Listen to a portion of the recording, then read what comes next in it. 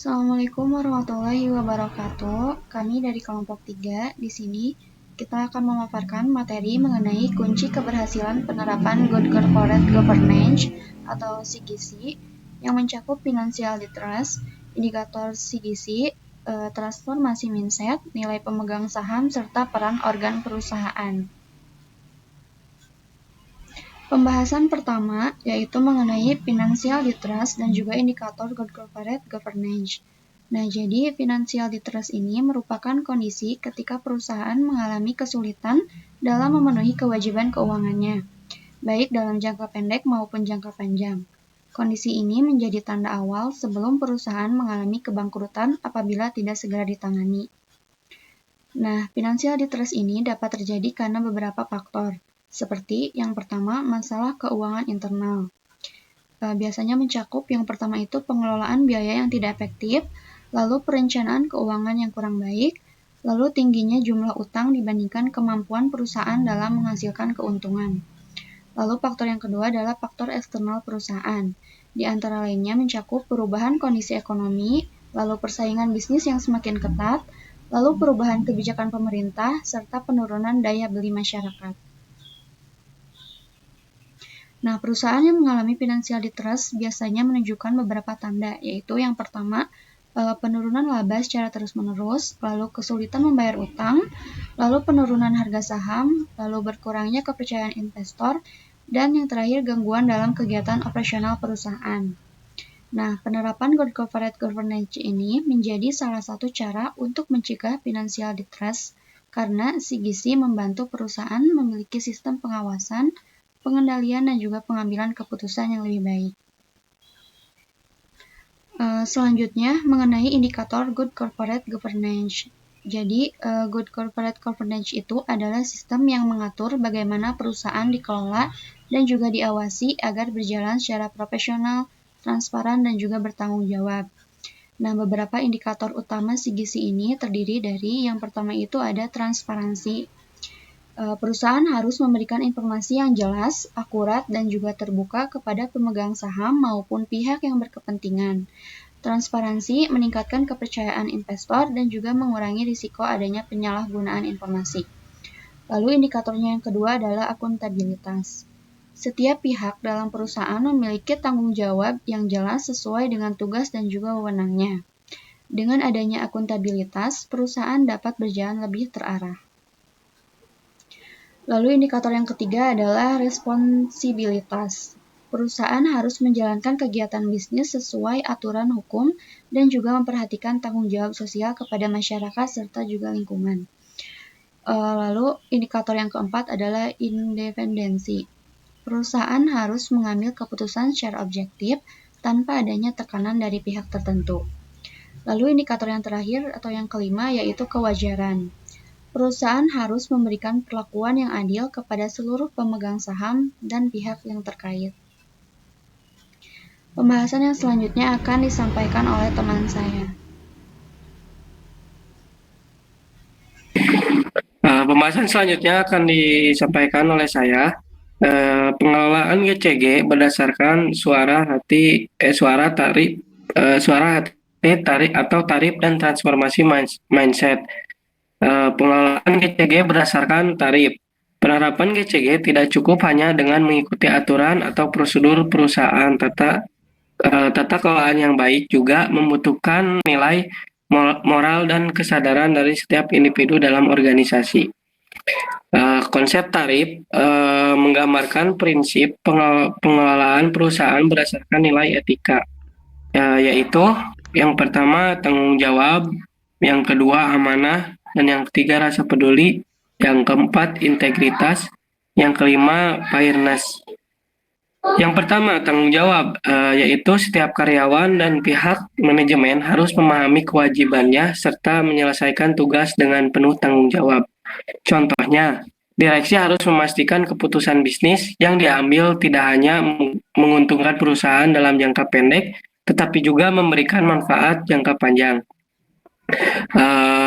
Yang kedua yaitu amanah. Setiap jabatan dalam perusahaan merupakan kepercayaan yang harus dijalankan dengan baik. kekuasaan dan wewenang tidak boleh digunakan untuk kepentingan pribadi. Yang ketiga, rasa peduli. Perusahaan harus memiliki kepedulian terhadap pemegang saham, karyawan, pelanggan, masyarakat, dan lingkungan sekitar. Dan yang keempat, integritas. Berarti konsisten antara tindakan dan nilai yang diyakini orang yang memiliki integritas akan tetap melakukan hal yang benar walaupun tidak ada pengawasan. Dan yang kelima, fairness, yaitu setiap keputusan harus dilakukan secara adil dan tidak merugikan pihak tertentu. Dengan menerapkan tarif, GCG dapat menjadi budaya perusahaan, bukan hanya aturan tertulis. Dan yang selanjutnya yaitu transformasi mindset. Transformasi mindset merupakan perubahan pola pikir dalam organisasi agar mampu berkembang mengikuti perubahan zaman. Dalam penerapan GCG, perubahan mindset diperlukan karena perusahaan tidak hanya mengejar keuntungan, tapi juga harus memperlihatkan etika dan keberlanjutan.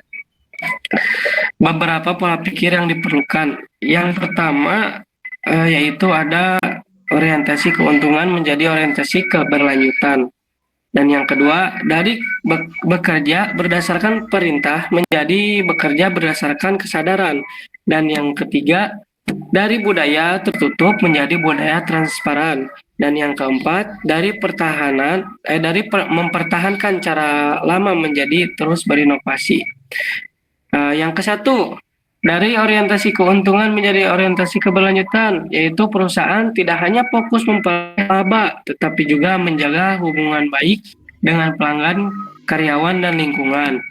Yang kedua, dari bekerja berdasarkan perintah menjadi bekerja berdasarkan kesadaran, yaitu karyawan diharapkan mampu mengambil keputusan dengan mempertimbangkan nilai etika dan tujuan perusahaan.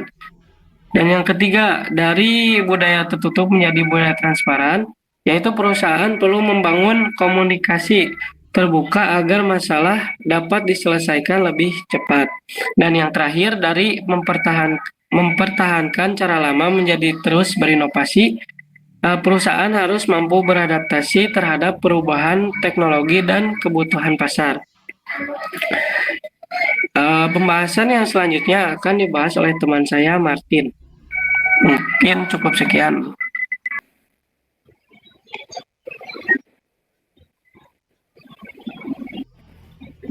Baik, yang terakhir di sini akan dijelaskan oleh saya yaitu mengenai nilai pemegang saham dan organ perusahaan tertentu penentu keberhasilan GCG. Yaitu yang pertama, nilai pemegang saham. Nilai pemegang saham merupakan ukuran keberhasilan perusahaan dalam memberikan keuntungan dan peningkatan kesejahteraan pemilik modal. Peningkatan nilai pemegang saham dapat dilihat melalui yang pertama, peningkatan harga saham. Ketika perusahaan memiliki kinerja yang baik dan tata kelola perusahaan yang terpercaya, investor akan lebih percaya untuk membeli saham perusahaan. Kemudian yang kedua, pembagian dividen. Perusahaan yang memperoleh keuntungan dapat memberikan dividen kepada pemegang saham sebagai bentuk hasil investasi. Kemudian yang ketiga, pertumbuhan perusahaan, yaitu perusahaan yang memiliki strategi bisnis baik akan mampu berkembang sehingga meningkatkan nilai perusahaan. Beberapa penerapan GCG berpengaruh terhadap nilai pemegang saham karena yang pertama mengurangi risiko kecurangan, kemudian yang kedua meningkatkan kepercayaan investor, kemudian yang ketiga membantu perusahaan mengambil keputusan yang lebih tepat, dan yang keempat meningkatkan kinerja perusahaan. Selanjutnya yaitu organ perusahaan penentu keberhasilan GCG. Keberhasilan penerapan GCG sangat dipengaruhi oleh organ perusahaan yang menjalankan fungsi masing-masing. Yang pertama, rapat umum pemegang saham atau RUPS merupakan organ perusahaan dengan kewenangan tertinggi. RUPS berperan dalam menentukan keputusan penting perusahaan, kemudian mengangkat dan memberhentikan anggota direksi serta komisaris. Terus yang ketiga, menyetujui laporan tahunan perusahaan.